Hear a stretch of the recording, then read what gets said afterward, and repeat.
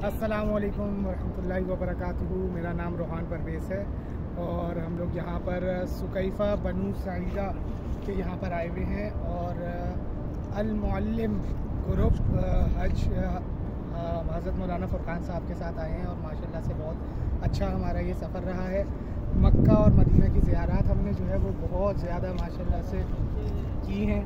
मक्का और मदीने की ज़ियारतें हमने फ़ुरक़ान साहब के साथ की और बहुत ज़्यादा इंफॉर्मेटिव चीज़ें उन्होंने हमने बताई हैं।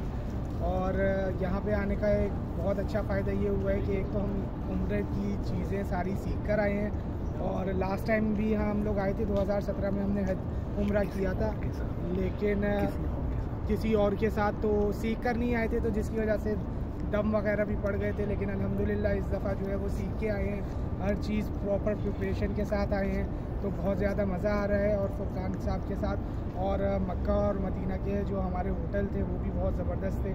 मदीना में होटल जो हमें मिला वो भी बहुत करीब था और मक्के की ज़ियारत भी हमने बहुत सारी की हैं और मदीने में भी अभी हमने अल्हम्दुलिल्लाह काफ़ी सारी ज़ियारत कर चुके हैं, जो कि बहुत मज़ा आ रहा है। अल्हम्दुलिल्लाह अल्लाह ताला इसमें और तरक्की दे, बरकत दे और फ़ुरक़ान साहब की ज़िंदगी में और